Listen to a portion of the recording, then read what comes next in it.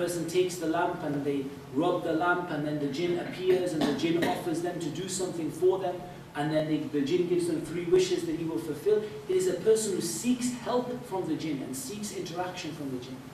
And the reality is that these things, and especially Disney, they do have a huge effect on our children. Harry Potter has had a huge effect upon our children in belittling the evil of the jinn and the evil of magic, and even if it's just a small thing of encouraging people to think of magic as something, that this sort of little boy does, and it's a really cute thing, and look, he's got a wand, and it's it's made to be very friendly and very nice. And we're going to show you some of the videos with regard to the reality of what magic is really like. And of course, not seeking help from the good jinn and not trusting those who do.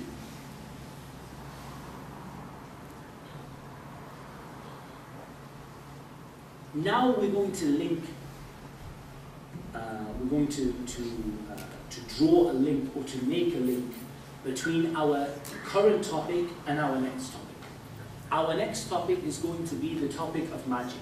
But before we do so, we want to establish the link between the jinn and the magician. And that this is a pact that is made between the two of mutual loss. The shaitan from the jinn want to be honored and they want to be worshipped. The more the magician lowers themselves, the more the jinn will work for them. The shaitan's ultimate aim is to take as many people to the hellfire as possible. They want that magician to call other people to shirk and to attach their hearts to other than Allah Azza wa Jal. So this is establishing the link between the jinn and between the magician. And magic in its essence is what?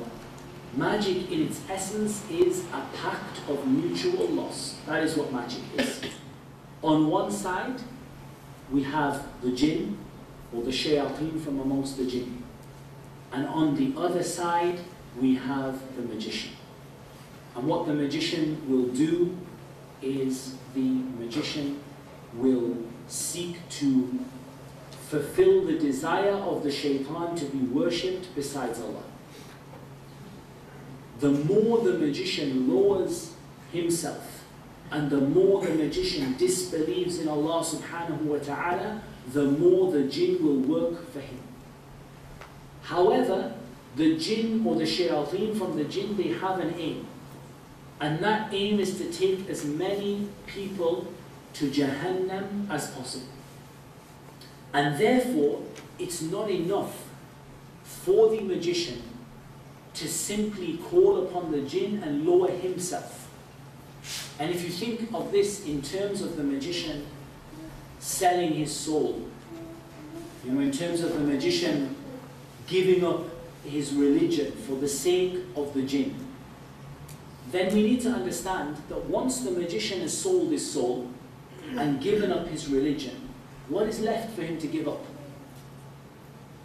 Time number 2, the shaitan comes and says, "Oh shaitan, oh my master, come and help me."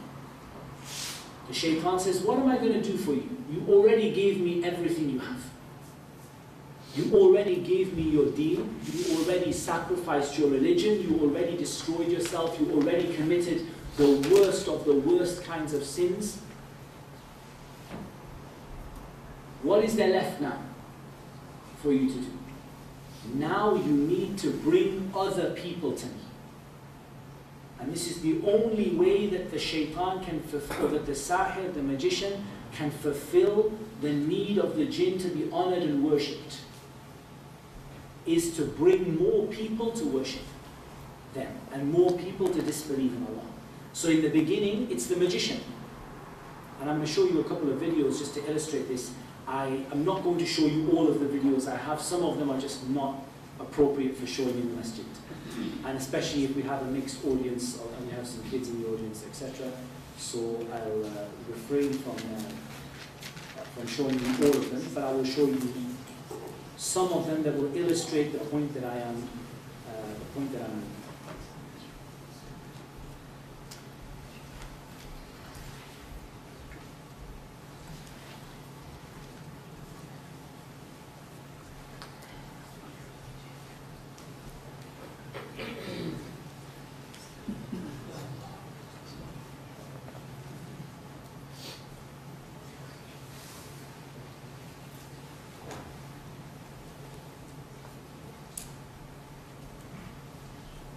So here we have a magician who has been caught, and this magician is showing the brothers who caught him from the Hayat al-Amr bil-Ma'ruf wa Nahy al-Munkar in Saudi Arabia how he was caught and what he was doing. And you see here that he is engaged in calling the shaitan. He sat himself inside of a circle. He has this religious sort of triangle that he is directing his worship towards. He's lit his various candles. Each candle color has a purpose. Each color of each candle has a purpose and has a jinn that is intended to attract. And he is there remembering the names of the shaitan, calling upon the shaitan, invoking the shaitan to attend to him. And then the shaitan, when he's in this state, the shaitan will ask him to do various things. One of the things that is mentioned is that that man will stay in that state for a long period of time, maybe 40 days, and he will stay in that situation for perhaps 40 days. In each place in that circle, he is relieving himself in the same place, he is sitting in the same place, he's not praying, he's not washing, he's not cleaning himself, and he's calling upon the shaitan. When they appear before him, they will ask him to do something like this.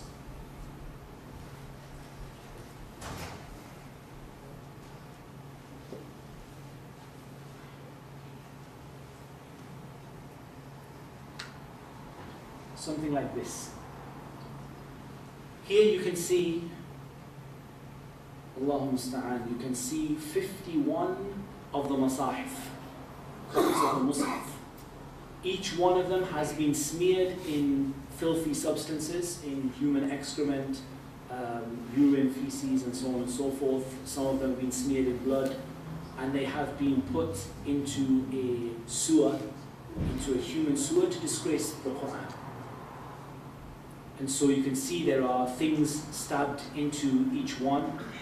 And you can see, if you want, just to show you exactly how bad this situation is, they've tied the Mus'haf with knots. And these are copies of the Quran, tied with knots. And each one of them is covered. You can see the kind of stuff that is coming off them, the kind of stuff that's coming off them into the bowl, especially if we forward it very briefly. They're washing the pages of the Mus'haf with rose water, with perfume, to make the pages clean again. And you can see that they have absolutely covered them in filthy substances. And you can see the kind of filth that is coming off them. And then, of course, what they do is they're washing them and they're perfuming them. Now, the point here is, this is what is required from the magician himself. This is what is required from the magician himself. However, once the magician does this, what is the next step? The next step, the magician pulls out the Mus'haf and says, I'll do it again. The shaitan says, no, I'm not going to accept it from you now. You've done your bit. You've disbelieved in Allah. You've disgraced the Quran. You've done the most horrific actions that a person could do. Now we're not going to ask you to do anything new. You've destroyed yourself. You destroyed your akhirah. You've ruined your life. What else can I ask you to do? So then he's going to say, "O shaitan, what can I do for you to serve me again?" And you'll see that the shaitan will say, "Bring me others who will do the same." And this is where the process goes, leading us onto the topic of magic and the magician, and what the magician does in order to attract people, in order to get them to come, in order to get them to fall into the same things that this individual, he or she, fell into. We'll continue with this, inshaAllah ta'ala, in the next part of the seminar. We're going to take a break now, bi'idhnillahi ta'ala. In the next part, we'll continue talking about magic and showing you more about what the magicians do and what it is that they get themselves into. Alhamdulillahi Rabbil Alameen, wa salatu wa salam ala nabiyyina Muhammadin wa ala alihi wa ashabihi ajma'in, amma ba'd. We begin again our session with the praise of Allah subhanahu wa ta'ala by sending salutations upon the Messenger sallallahu alayhi wa sallam and upon his family and his companions. In this session, insha'Allah ta'ala, up until Salatul Isha, we're going to be talking about magic, and we're going to be talking about the evil eye. And inshallah ta'ala, after Isha, we're going to make a slight change, inshallah, as far as I understand, and we're going to talk about Ruqya as a treatment after the Isha prayer, in order to benefit the most from the time that we have and to make the session as complete as we possibly can, inshallah ta'ala. A lot of you have come to me in the break and in the breaks between the various sessions to ask about the possibility of having Ruqya performed for various people, family, etc. In general, as you can understand, there are a lot of people who come a lot of times, and we have to have a system, and I'll probably discuss that with you after Isha, that I have a system in place, and this system gives everybody their turn while giving, inshallah, the most benefit out of the very little time that we have. And there's no doubt that if I was to dedicate myself to everybody who wanted help, then I would need lots of copies of myself. So what we do instead is we try to point people in the right direction, to give them the ability and the tools they need to do it themselves, and to support them in the process. And that way I can help many, many more people than if I was to, sort of take on a case personally. However, one thing I would request is that those people who are interested, or those people who are wanting further advice and help, the best way to get it is to send me an email. And the reason I ask for this is not because I don't have the time to sit and chat, or I don't want to talk about it, but for a number of reasons. First of all, by email, it is easy to keep a record of who contacted you and what the problem is. Otherwise, it becomes, I spoke to you last week about the problem, and by this time I've spoken to 50 or 100 more people, and I've completely forgotten about what that previous problem was. The second reason that I deal with it by email is because it allows me to respond using answers to previous emails. And that means for me that I can make the most use of my time, because much of the time the advice will be very similar, so I can send links to websites, links to videos, and that will help me to make more use of my time than typing out or speaking the answer. The third thing is that a written answer is easier to follow than a verbal one. I say to you, okay, ya akhi, I want you to read Surah Al-Fatiha, and ayah number 102 from Surah Al-Baqarah, and ayah number 175 from Surah Al-Imran, and I want you to read from Surah... By this time you've forgotten the first ayah that I told you to read.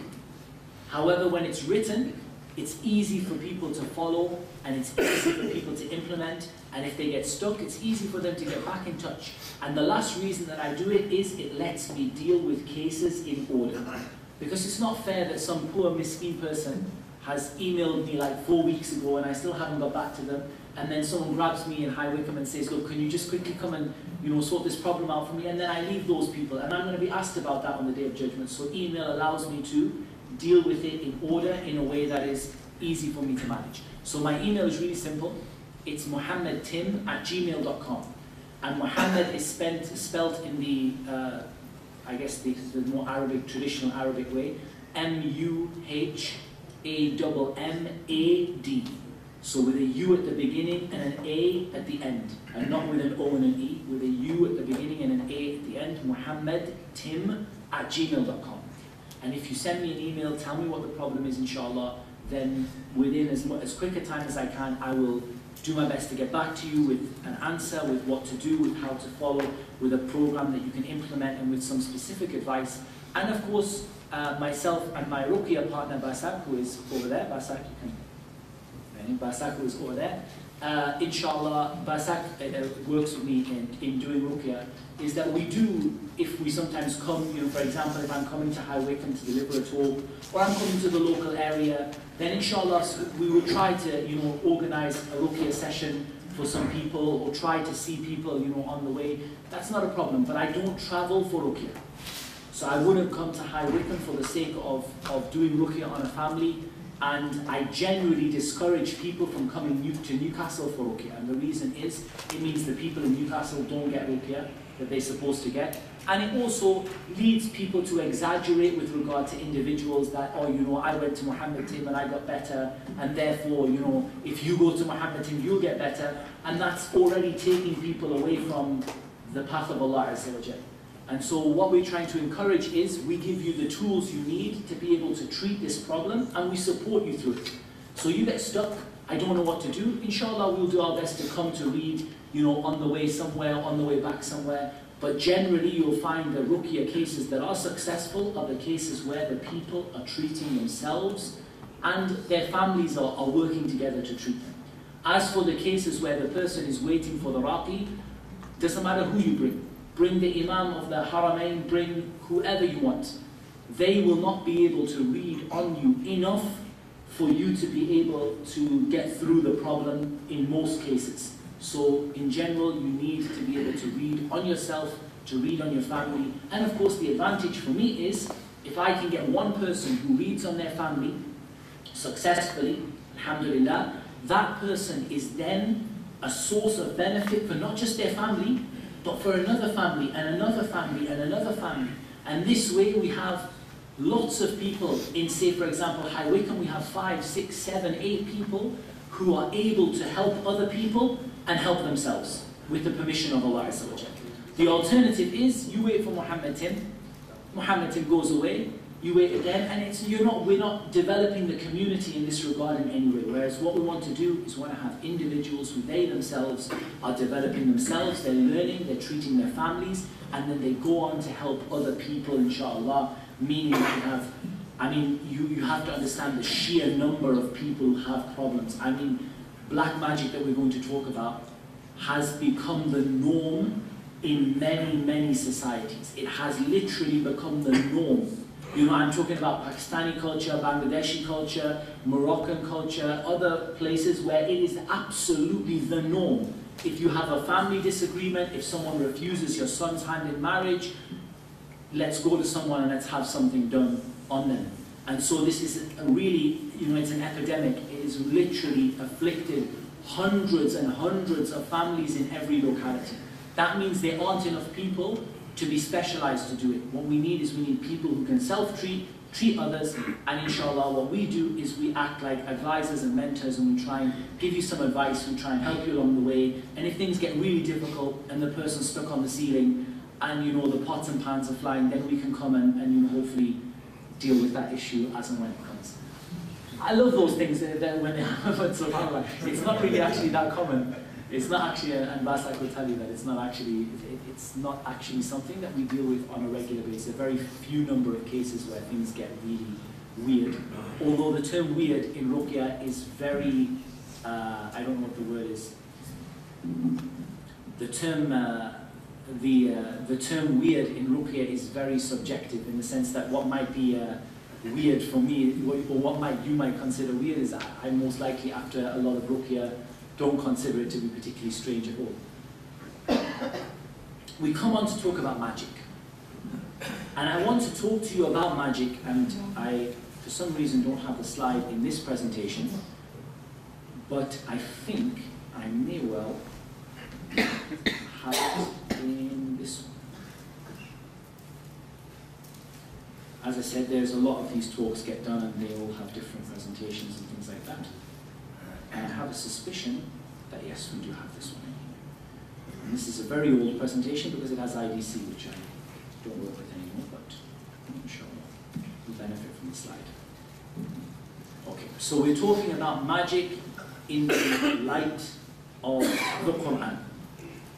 And we're going to take this from the 102nd ayah from Surah Al-Baqarah, وَاتَّبَعُوا مَا تَتْلُو الشَّيَاطِينُ عَلَى مُلْكِ سُلَيْمَانَ وَمَا كَفَرَ سُلَيْمَانُ وَلَكِنَّ الشَّيَاطِينَ كَفَرُوا يُعَلِّمُونَ النَّاسَ السِّحْرَ وَمَا أُنزِلَ عَلَى الْمَلَكَيْنِ بِبَابِلَ هَارُوتَ وَمَارُوتَ وَمَا يُعَلِّمَانِ مِنْ أَحَدٍ حَتَّى يَقُولَا إِنَّمَا نَحْنُ فِتْنَةٌ فَلَا تَكْفُرْ فَيَتَعَلَّمُونَ مِنْهُمَا مَا يُفَرِّقُونَ بِهِ بَيْنَ الْمَرْءِ وَزَوْجِهِ وَمَا هُمْ بِضَارِّينَ بِهِ مِنْ أَحَدٍ إِلَّا بِإِذْنِ اللَّهِ ويتعلمون ما يضرهم ولا ينفعهم ولقد علموا لمن اشتراه ما له في الآخرة من خلاق ولبئس ما شروا به أنفسهم لو كانوا يعلمون. 5 points of benefit from the ayah. The first being that magic is something which is learned. Magic is something which is learned. It's not something which a person is born with. We're not living in the world of Harry Potter, where you wake up one morning and suddenly you are a wizard. Magic is something that is learned, something that people go out to learn. And the problem is that our entire society uses magic in a very positive way, you know, magical experiences and magical stories and, you know, the fairies in the Disney tales and, you know, all of this type of stuff. But the reality of magic is something very different. The reality of magic is that magic is essentially devil worship. That is the essence of it. It is an act of disbelief. Allah subhanahu wa ta'ala says, but the devils disbelieved, teaching the people magic. And Allah subhanahu wa ta'ala says, they learn what harms them and does not benefit them. And Allah says, and they certainly knew that whoever purchased the magic would not have in the hereafter any share. So it is an act of disbelief. Magic is something that causes real harm. It is not an imaginary concept. It is something that causes real harm to individuals. However, there is no harm without the permission of Allah Azza wa Jalla. And there is no such thing as good magic or white magic. All magic is evil. All magic is done through worshipping the shaitan and seeking the help of the shaitan. Devil worship. All magic causes harm, and all magic is an act of disbelief, and all magic is something which is learnt. We showed you briefly the video before the prayer of the man who was sitting inside of the circle chanting, and he had lit the candles, and he had an object of worship in front of him, and he was worshipping that object. I will now show you very briefly another video, inshallah. And inshallah, none of these videos are too, are like gonna, give you a lack of sleep tonight, inshallah. I left those ones out. I like that song.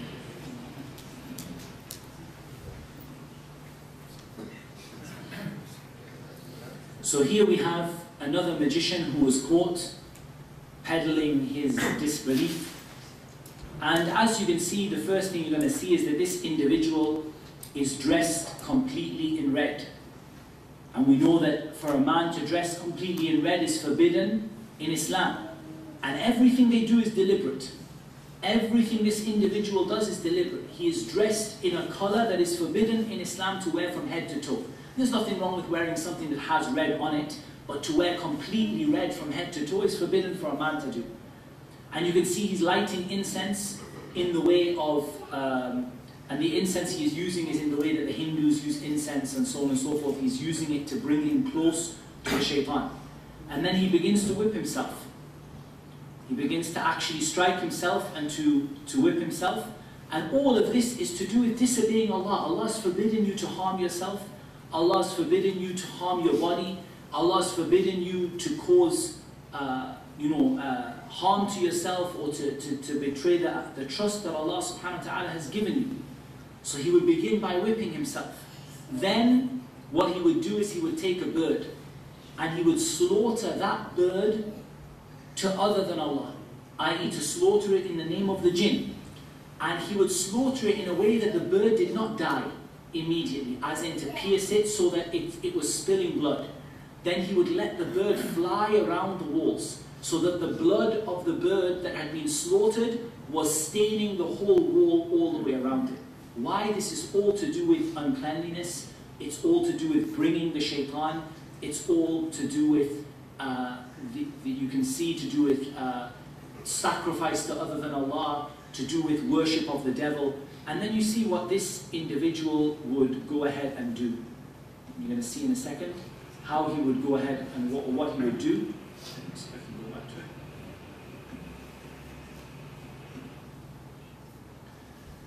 is that he would lie down and he would bow in a state of humility to the shaitan. Bow in a state of humility to the shaitan. And this individual is not one, a rare case. This is an individual who we have seen the likes of this literally hundreds and hundreds of times from them that are quoted. Worshipping the devil, covering themselves in filth, sacrificing to other than Allah. Magic is not some difficult concept to understand. As we mentioned in the previous slide, magic is a contract between the magician and one or more of the jinn. The magician offers to perform certain actions for the jinn, and the jinn offers to perform certain actions back for the magician. The nature of the magician is that a person cannot become a magician until they reach the highest forms of disbelief from which there is rarely any return. I'm not talking about disbelief as in I don't believe in Islam. I'm talking about disgracing the Quran. There are some things which perhaps you may be able to catch on YouTube for those of you who want to. I won't show them in the masjid. There are some things that I physically do not think are appropriate to show them doing in the masjid. But otherwise, I mean, you can't imagine how far they will go. They would put the Quran under their shoes, put the Quran in the surah, write the ayat of the Quran in blood, urinate on the Quran, defecate on the Quran. All of these things are done in order to bring the shaitan. Now, for example, if I was to say you have a non-Muslim who, doesn't like Islam or doesn't like the Quran, that's something that you can imagine one day they might change. These guys do actions that they affirm that the disbelief they have is complete. They have no desire to change and no desire to go back. And how few number of people ever go back from doing that. From someone disgracing the Quran, for them suddenly saying, actually I realize the Quran is the word of Allah. This is a very rare occurrence, a very rare step. The shaitan lures them with promises of riches and fame and begins by asking relatively little. Much like the drug dealer, who might give you your first sample for free, might give you your first sample at a discounted price, because then you'll become a regular customer. The situation of the shaitan is the same. The situation of the shaitan is the same. The shaitan will begin by asking relatively little. What is the motivation for the magician? The motivation for the magician, أَإِنَّ لَنَا لَأَجْرًا إِن كُنَّا نَحْنُ الْغَالِبِينَ. Are we going to have any kind of monetary reward if we are successful? نَعَمْ. Yes, you are. And you are going to be مِنَ الْمُقَرَّبِينَ, from those people who are near to me in status. They said to Fir'aun, are you going to give us some money? Fir'aun said yes. Not only money, but power and status. And this is what motivates the magician. Money, power, and fame. Once the person is hooked, the shaitan does not let them go. They must perform some of the most disgusting and evil acts, the foremost of which is sacrificing to other than Allah, praying to the jinn, and so on and so forth, disgracing the Quran, the worst forms of adultery, the worst forms of murder. We're not talking about just kill a person, we're talking about things that, are the things that when you read them in the newspaper, they make you feel sick. You're not talking about just, a matter of killing somebody. The worst of the worst of the worst. Using and living in filthy substances. Our Sheikh Adil Muqbil, Hafidhahullah Ta'ala, he told us that he came across some magicians that they went out to catch in Saudi, and they caught them, and they went into a room that was covered in filth. It was full of rubbish, old decaying rubbish. And in the middle was a man that was living in that rubbish and living in that filth. And he said, this is what the shaitan make me do. In order for them to do something for me, they make me live in filth. It's not, and of course, the higher and the more powerful they become, the more they must do to satisfy their masters among the jinn. But I'm going to tell you something that is from the strangest of things. And honestly, this for me is from Ajab al-Ajab. There's nothing stranger than this. That the jinn, when you recite on them, the first thing you will notice is that the jinn are terrified of the magician. And the jinn attribute to the magician attributes of Allah. He can get me wherever I am, he can touch me wherever I am. This man has a power that we can't control, that we don't understand. When you go to the magician fears the jinn. The fear that is only deserving for Allah subhanahu wa ta'ala. The jinn can get me wherever I am. The jinn are so powerful. Subhanallah. فَزَادُوهُمْ رَهَقًا. The two, both of them increase each other in weakness and in transgression. You see, the jinn are terrified of the magician, and the magician is terrified of the jinn. But they have to keep fueling the fire. It's not enough, they can't stop. They have to keep on going and keep on fueling the fire by bringing more people to disbelieve in Allah.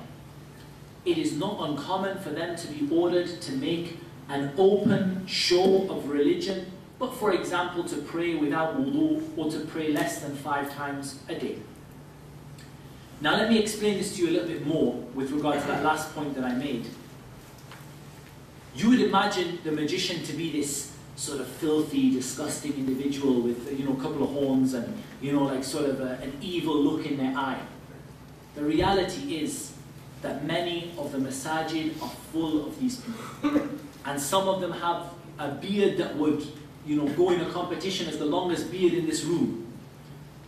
Some of them come out with every kind of open sign of piety and every kind of open sign of Islam. And that's not uncommon, it's not strange. Think about it. You're a magician who wants to get unsuspecting people. You're not going to get that many people by standing up and saying, hello everyone, I worship the devil. Do you want to come to me for help?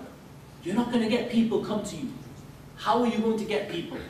I'm a holy man, I'm a pious man, my dua is answered. Come and ask me, I will help you, I will give you something that will ease your suffering. I'm a raqi, I'm a, this kind of individual.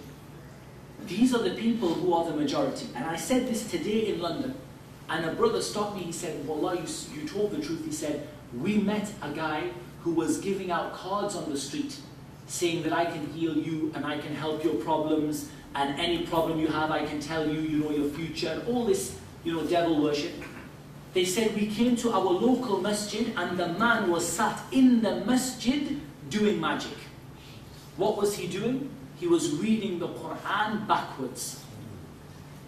Not backwards as in Surah Al-Nas, Surah Al-Falaq, as in completely reversing the letters backwards, as in making fun of the Quran and disgracing the Quran in the masjid. And this man is what? He's the holy man, the pious guy. This is the reality, and it's sad to say, I'd love to say to you that these people hide in caves on top of mountains with fiery volcanoes and things like that coming out of the top. The reality is you're far more likely to find one in a masjid. And of course not masajid that, inshallah ta'ala, like this one, where the people are, upon the sunnah and calling the other people to the sunnah. But there's no doubt that in the masajid where ignorance prevails and people don't know, no doubt you find these people creep in as holy men, as pious men. And in reality, they can be of many religions, not just those who claim Muslim. I mean, I've seen people go to Hindu, pious men, holy men, Hindu god men that can cure the sick and can do... They all use the same thing, one after another. Christian priest who has a cross, every time he touches the cross on the head of the person gets cured. Wallah, they're not cured by the cross. They're cured by the fact that this person has a jinn issue, and he brings a jinn that is bigger than their jinn, and the jinn that comes drags that other jinn out, and then the person stands up and says, I'm better, and he says, yes, this was Christ that cured you. This was Christ that cured you. And the person says, that's it, I'm going to leave my religion and become Christian. And there goes the aim of the shaitan. What did we say the aim of the shaitan was? Or the aim of magic, to fulfill the aims of the shaitan. So it's very simple. You set up a nice show and suddenly the people are leaving their religion in droves because this guy is walking around with a cross. Whereas we say that if you were just to say, Qul huwallahu ahad, he could basically hit you over the head with the cross, it wouldn't make any difference. But most of the people are ignorant, and most of the people attach their hearts to other than Allah, and so when the priest comes along or the pandit comes along or whoever, it's very easy to take the people away from the path of Allah. What about the nature of this contract that exists between the jinn and between the magician? Usually it's written down. It's usually a written contract, not always. And destroying this contract is usually the easiest way to destroy the magic.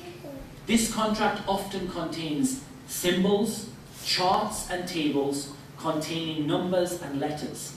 It may be in the form of ayat of the Quran written in filthy substances, or with the names of devils written in between it. The contract is often protected inside of other things. It may be sewn into a person's clothing, tied around the neck, or left in the house, buried, placed inside of household objects, etc., etc. And it is often associated with knots. And we have the statement of Allah, وَمِنْ شَرِّ النَّفَّاثَاتِ فِي الْعُقَدِ. And النَّفَّاثَاتِ فِي الْعُقَدِ are the women who blow on knots, i.e. female magicians who tie knots and they blow on the knots.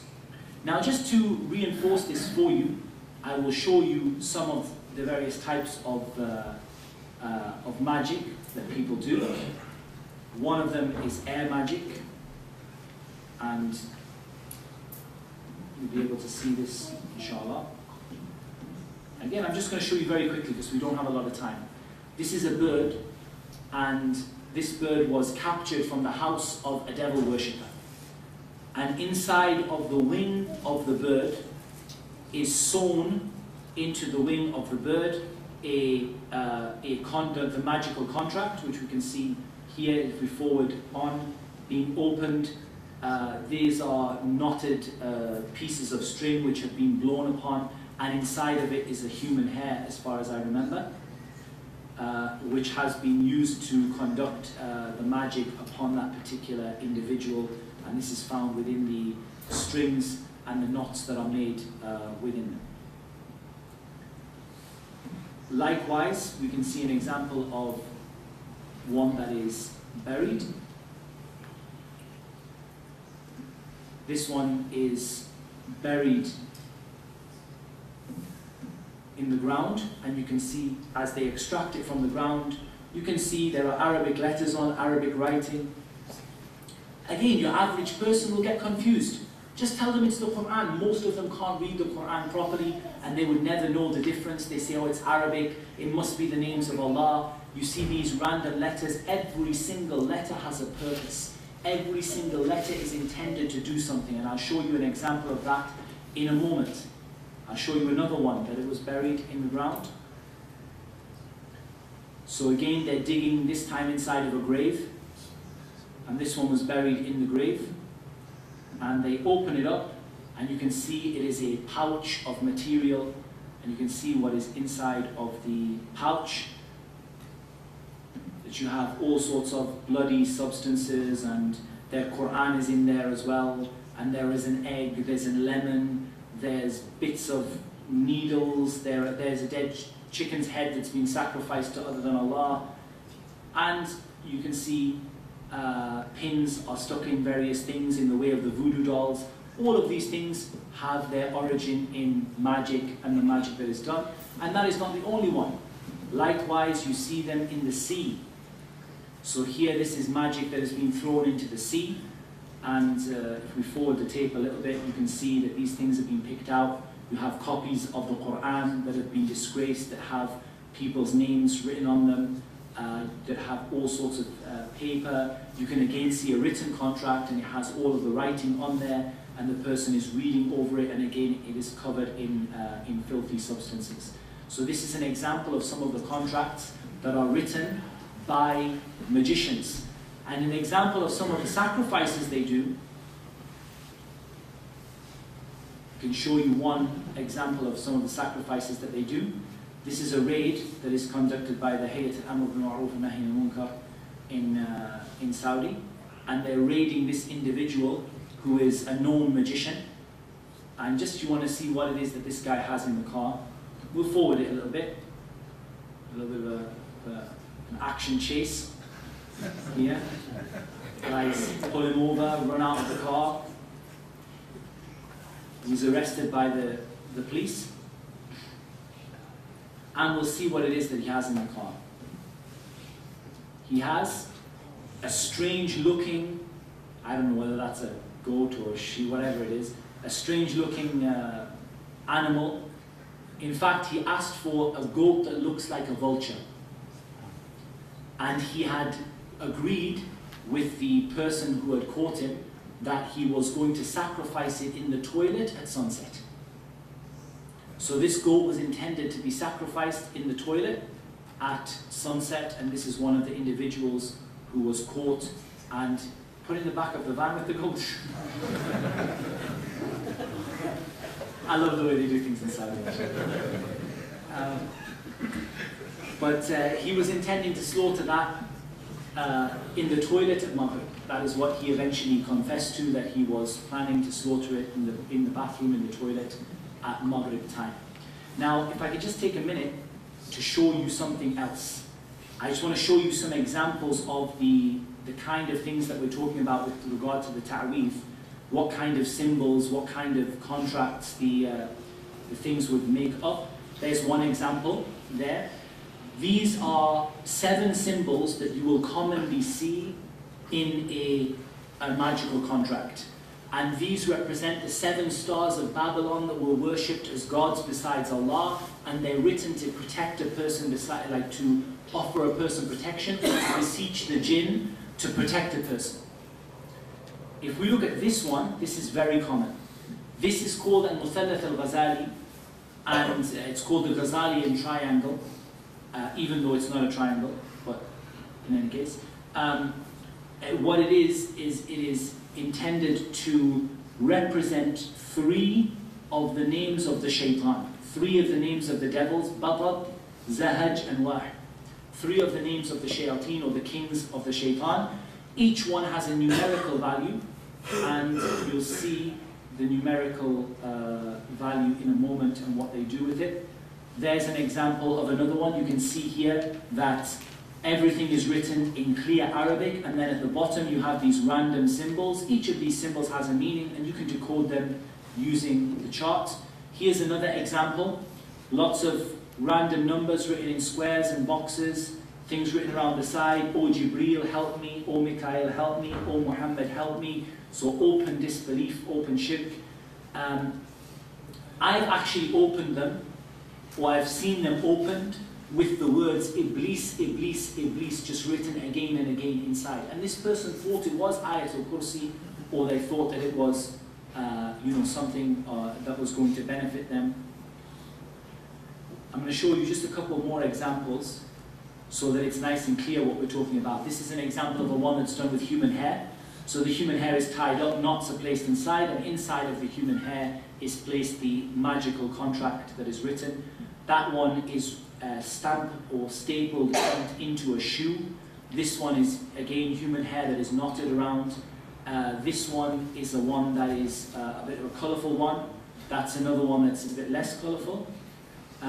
These are the 7 stars of Babylon that are there to protect a person, when of course they don't protect them in anything. These, I think, were sewn into people's clothing. And there were some abayat that were sold in Saudi, women's abaya, and sewn inside were, every woman who wore it became sick. And they traced it back to one merchant, and they opened it up and they found that inside the abayat were magical letters and numbers and things that were written inside. You have your usual leather pouches, you have your little metal containers, you have your little keyring things, you have the animal's tooth, the dead animals that are sacrificed to other than Allah, you have the little bits of paper that you have to burn on time, you have the little bits of paper that you have to put in water. And there's an example of the Ghazalian triangle that spells Baqad Zahaj War, which is written inside, and the person's name is written on the outside of the paper. You have these examples, you can see the same signs of the 7 stars of Babylon, and you can see this is incense that is intended to be burnt in order to bring the shaitan near. You have this example of these magical words and things being put into water, and the person is given the water to drink. These are examples of them sewn into clothing that the person is given to wear. And these are, again, the same examples. Every single letter, every single number has a purpose and an intention behind it. Sometimes they go modern, and instead of using knots, they use padlocks. This is writing on the egg, and again, they tend to stick pins in the egg. Each number of pins has a certain meaning. Each writing has a certain meaning, every letter, every number. And I've explained some of these meanings in previous lectures.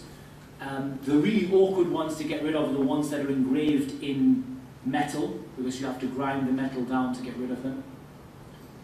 Again, we've seen them on the edge of birds.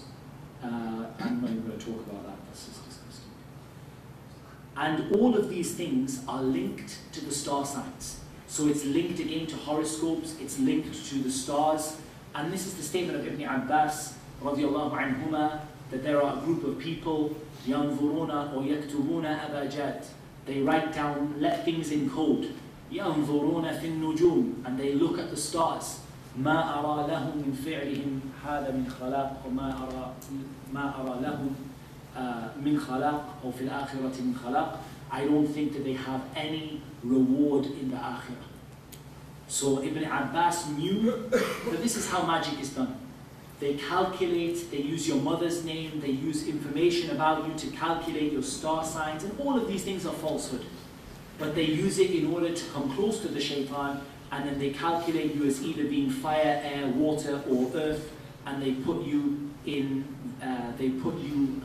into that category. And if you're a fire person, they burn it. If you're a water person, they put it in the sewer or in the toilet. If you are a earth person, they bury it in the ground. And if you're an air person, they tie it to a bird or they tie it onto a tree. Then you have attached to this people who read the sand. They read the future in the sand. People who read ashes, the future in ashes. People who read the teacups, use of candles to worship the shaitan. You have all of these different beliefs that people have, and so on and so forth. So these are just a few things that we can just show you. And these are all of the codes that they have, and I've explained them in previous lectures.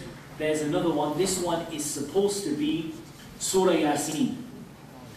So this here is supposed to be Surah Yasin. And some miskin person has this around their neck, and they're told this is Surah Yasin. If you decode it using the magician's alphabet, you find that it is Surah Yasin. Except for this middle strip here. And this middle strip here is the names of the shaitan, written right across the middle. So the upper part is Surah Yasin, the lower part is Surah Yasin, and the middle part are the names of the shaitan. This is what they do to trick the people and to take them away from the path of Allah Azza wa Jalla.